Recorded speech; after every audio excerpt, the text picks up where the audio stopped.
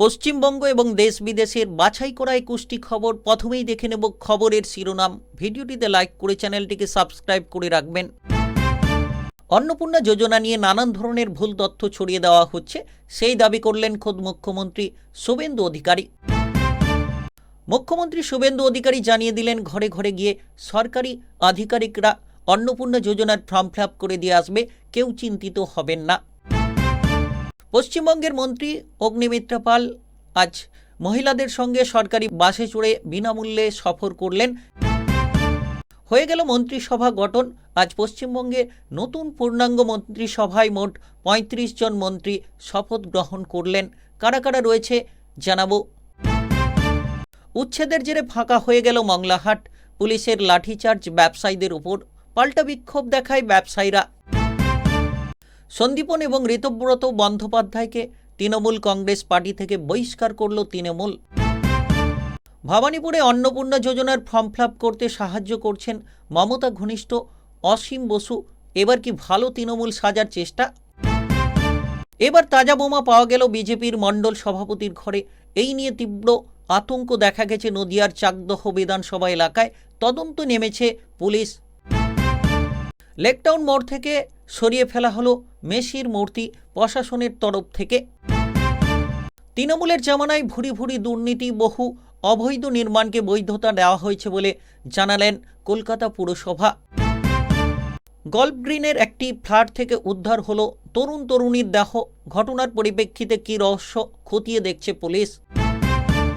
তৃণমূলের প্রাক্তন মন্ত্রী অরূপ রায় অভিমানের সুরে বললেন, বাড়িতে হামলা হলো, দলের কোনো নেতানেত্রীরা খোঁজ নিলেন না। এমন পরিস্থিতি এর আগে কখনো দেখা যায়নি।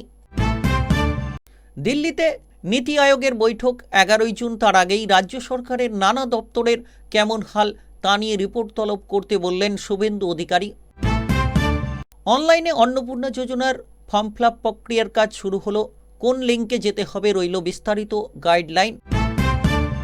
মুখ্যমন্ত্রী শুভেন্দু অধিকারী কটাক্ষ করে বললেন, কালীঘাটের টালির চালা, সব চোরেদের পাঠশালা।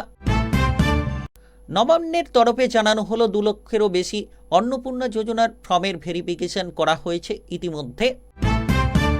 মধ্যমগ্রামের তৃণমূল বিধায়ক রথিন ইডির দপ্তরে আজ হাজিরা দিলেন। তার আগে কি বলে গেলেন?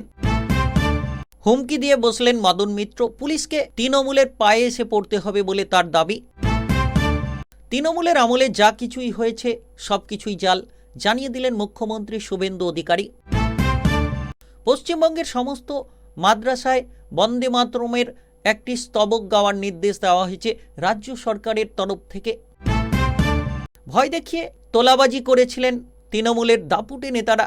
সবাইকে মাঠে ডেকে হাতে হাতে টাকা ফেরত দিলেন তৃণমূলের নেতারা। কেন বা কী প্রসঙ্গে টাকা ফেরত দিচ্ছেন লিখলেন বাসিন্দারা। এবার আসবো খবরের বিস্তারিত আলোচনায়।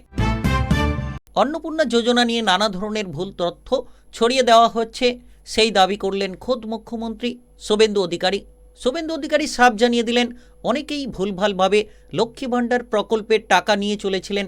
তো সেই সকল দুর্নীতিকে সাফ করতে অন্নপূর্ণা যোজনা এই নতুন ফর্ম জমা দেওয়ার কথা জানিয়েছে শুভেন্দু অধিকারী। কোনো ঘাবড়ানোর বিষয় নয়, সকলেই পাবেন অন্নপূর্ণা যোজনার 3000 টাকা। কারোর কোনো কথায় কান দেবেন না, গুজবে ভাসবেন না, জানিয়ে দিলেন খোদ মুখ্যমন্ত্রী। পশ্চিমবঙ্গের তথ্য এবং প্রযুক্তি মন্ত্রী অগ্নিমিত্রা পাল সরকারি বাসে চড়ে সাধারণ যাত্রীদের সাথে সফর করলেন। রাজ্যে সমস্ত সরকারি বাসে মহিলাদের বিনামূল্যে যাতায়াতের সরকারি সিদ্ধান্তের পর তিনি নিজে বসে বাসে উঠে যাত্রীদের অভিজ্ঞতা কেমন তা খতিয়ে দেখলেন। আজ পশ্চিমবঙ্গের নতুন পূর্ণাঙ্গ মন্ত্রিসভায় মোট 35 জন শপথ গ্রহণ করলেন। এই 35 জন নতুন মন্ত্রীর মধ্যে রয়েছেন 13 জন পূর্ণমন্ত্রী এবং 22 জন প্রতিমন্ত্রী। উচ্ছেদ ঘিরে ফাঁকা হয়ে গেল মংলাহাট, পুলিশের লাঠিচার্জ ব্যবসায়ীদের ওপর, পাল্টা বিক্ষোভ দেখায় ব্যবসায়ীরা। স্থানীয় সূত্রে খবর মারফত জানা গিয়েছে, সরকারি নির্দেশ মেনে গত রবিবার থেকেই মংলাহাটের ব্যবসায়ীদের রাস্তায় বসতে বাধা দিয়েছিল পুলিশ। দিনভর মাইকে প্রচার করে জানিয়ে দেওয়া হয়েছিল যে রাস্তা বা ফুটপাত আটকে কোনোভাবেই ব্যবসা করা যাবে না। কিন্তু সেই সতর্কবার্তা কানে না তুলে সোমবার ভোর হতেই শয়ে শয়ে ব্যবসায়ী আবারও হাওড়ার ময়দান চত্বরে জড়ো হতে শুরু করেন। পরিস্থিতি বেগতিক দেখতেই জমায়েত হঠাৎ এবার রাস্তা সচল করতে কঠোর অবস্থান নেয় পুলিশ। ভবানীপুরে অন্নপূর্ণা যোজনার ফর্ম ফিল আপ করতে সাহায্য করছেন মমতা ঘনিষ্ঠ অসীম বসু। এবার কি ভালো তৃণমূল সাজার চেষ্টা? ভবানীপুরে দেখা গেল আশ্চর্যজনক ঘটনা। বিজেপি সরকারের অন্নপূর্ণা যোজনার ফর্ম ফিল আপ করতে সাহায্য করছেন অসীম বসু।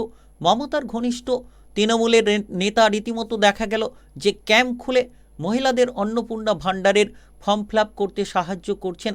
এই ঘটনা রাজনৈতিক মহলে চাপানুতর সৃষ্টি করেছে। বিভিন্ন মহল থেকে প্রশ্ন উঠতে শুরু করেছে, এবার কি অসীমের ফুল বদলের পালা? এবার তাজা বোমা দেখা গেল বিজেপি মণ্ডল সভাপতির ঘরে। এই নিয়ে তীব্র আতঙ্ক দেখা গেছে বিজেপির মণ্ডল সভাপতির ঘরে। নদিয়ার চাকদহ বিধানসভা এলাকায় বিজেপির মণ্ডল সভাপতির বাড়ির মূল গেটের সামনে কেউ তাজা বোমা রেখে গেছে।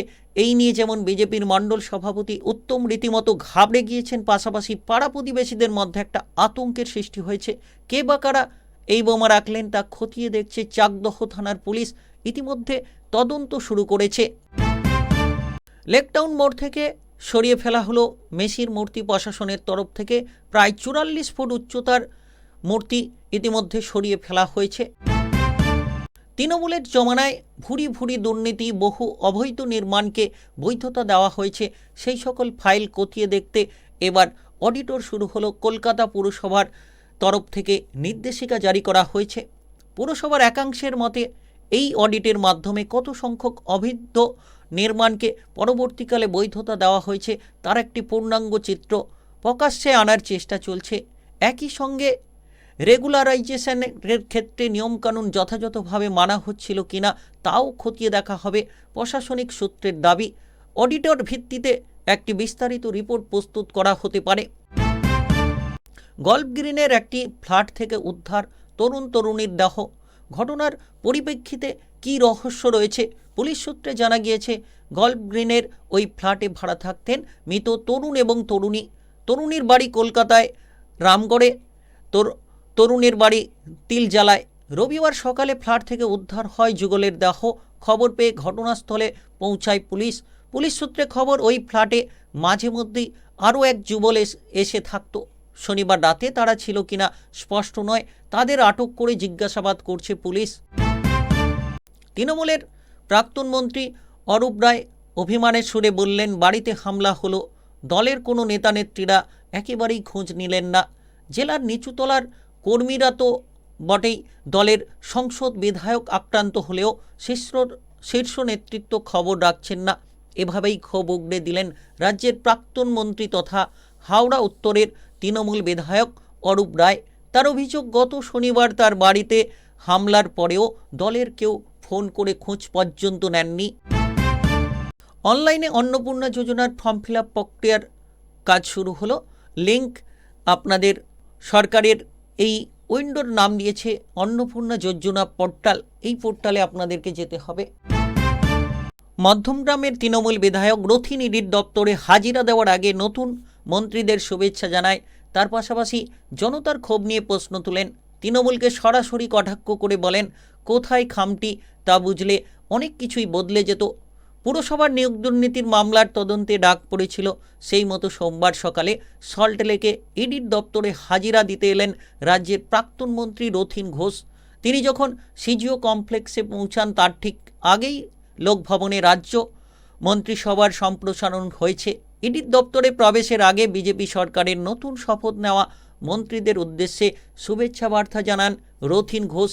একই সঙ্গে তৃণমূলের বিরুদ্ধে জনতার ক্ষোভ প্রসঙ্গে জানালেন, কোথায় খামতি তা বুঝতে পারলে অনেক কিছুই হয়েছে। তো হুমকি দিলেন মদন মিত্র পুলিশকে, তৃণমূলের পায়ে এসে পড়তে হবে।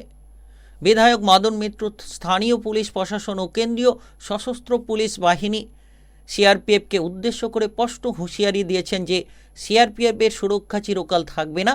কামারহাটিতে কাজ করতে হলে পুলিশকে তৃণমূল কংগ্রেসের পায়ে এসে পড়তে হবে বলে তিনি মন্তব্য করেন। এই মন্তব্য রেকর্ড হয়ে সোশ্যাল মিডিয়ায় ভাইরাল হয়েছে এবং এই মন্তব্যই শুরু হয়েছে বিতর্কের ঝড়।